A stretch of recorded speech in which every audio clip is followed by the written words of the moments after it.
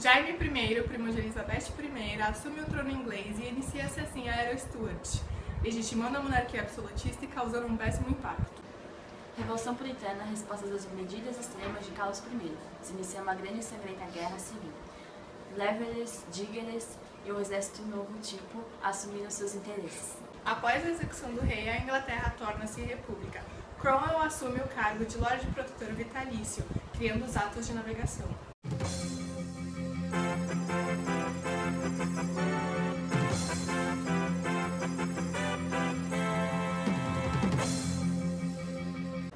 Bom dia. Hoje falaremos sobre a enorme crise do absolutismo inglês. Para melhor entendimento, veja essa reportagem sobre o assunto. A rainha Elizabeth I morreu em 1603 sem deixar herdeiros. Jaime IV, primo de Elizabeth e rei da Escócia, assumiu o trono inglês e adotou o nome de Jaime I, dando início à dinastia Stuart. Ao contrário dos reinados anteriores, Jaime I tentou legitimar as monarquias absolutistas, governando sem o apoio do parlamento. Sua atitude mostrou-se um grande erro político, pois nessa época o parlamento inglês era muito atuante, formado pela nobreza fundiária, e grandes negociantes podiam fiscalizar e criticar a atuação da coroa. No início do século XVII, a inflação resultante do afluxo contínuo de metais preciosos vindos da América e os gastos com a guerra contra a Espanha haviam esvaziado os cofres da coroa, diante das negativas do parlamento em aprovas dos pedidos de verbas e de aumento de impostos. Jaime I dissolveu o parlamento e passou a controlar o país como um soberano absoluto, ganhando a antipatia da nobreza e da burguesia. Para obter renda para o Estado, Jaime I impôs mais impostos, venda de monopólios, estímulo à pirataria, venda de cargos e honorárias, e aproximou-se da Espanha, atos fortemente acusados posteriormente.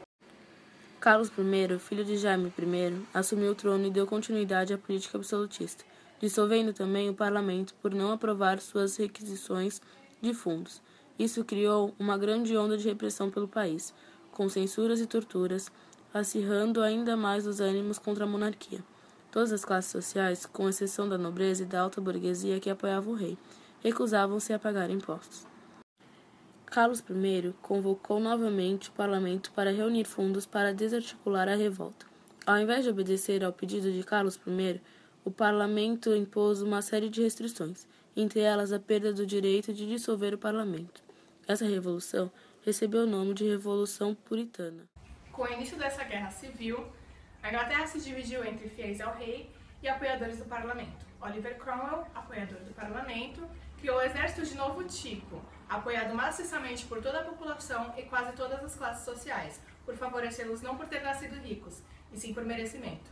Com menos intensidade, porém presentes, grupos radicais de diferentes interesses e expectativas, Leveres e Dígeres, representante a parte mais pobre. Veja agora uma entrevista com esses rebeldes. Bom dia! Estou aqui com os 3 representantes dos maiores grupos radicais da Revolução Puritana. Primeiro, Sr. Oliver Cromwell, criador do exército de novo tipo. Sr. Cromwell, o que o seu grupo almeja? Somos a oposição parlamentar calvinistas e, com o apoio do nosso exército e dos nossos apoiadores, almejamos reimplantar o parlamento e derrubar a monarquia absolutista. Obrigada, Sr. Cromwell. Agora ouviremos os outros representantes dos grupos, Levers e Dígeres. Senhores, poderiam nos esclarecer os anseios dos seus grupos? Nós defendemos a divisão das propriedades rurais e o fim do cercamento das terras comuns. Também defendemos a abolição da prisão por dívidas, voto universal e a supressão paga ao clero. Obrigada, senhores. Voltamos agora com Letícia e Mariana na bancada. Obrigada, Bruna. Com o grande poder e influências sociais que o exército do novo tipo ganhou e o apoio da população, o rei foi expulso do parlamento. Carlos I tentou fugir, mas não adiantou. Foi recapturado e decapitado sob várias acusações. Acompanhe o ocorrido. Hoje, perante toda a população aqui presente, muito prejudicados pelos atos inconsequentes desse homem, julgo-o culpado pela traição da pátria. Cortem a cabeça. A política econômica de Cromwell destacou-se pela criação dos atos de navegação, que consistiam em que todas as mercadorias que entrassem na Inglaterra só poderiam ser transportadas por navios ingleses ou navios dos produtores, fazendo assim com que a Inglaterra conquistasse os mares. Após a morte de Cromwell, o parlamento desmobilizou o exército e restaurou a dinastia e monarquia Stuart. Um dos primeiros atos do novo rei pois enterrar os corpos de Cromwell e seus responsáveis pela execução do rei Carlos I. Ele foi decapitado e enforcado publicamente, simbolizando o regicídio. Veja o acontecimento. Pelos poderes a mim investidos como rei da Inglaterra, finalmente, no dia de hoje, eu condeno e puno os responsáveis pelo regicídio do rei Carlos I. Enforque os cadáveres.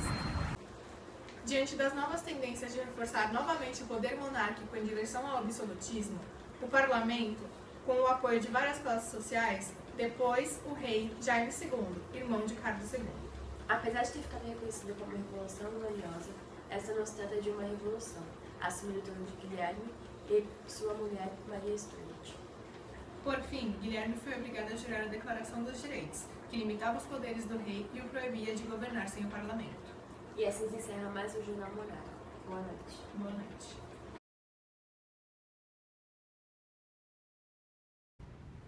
Senhor, meu Deus, fala. 3. Primeiro, Jamie, tô achando que eu tô aonde? No Game of Thrones. Porra. Primo. Já começou? Tu não falou nada!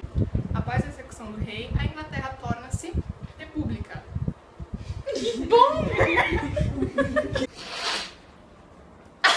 Seriously. Com menos intensidade, porém presentes, grupos radicais de diferentes estilos. Porra, ela fica lindo! Com menos interesse. Não é interesse, é intensidade. Intensidade, Eu tô falando, tu não sabe. Hoje, perante todas as pessoas aqui presentes, muitos prejudicados.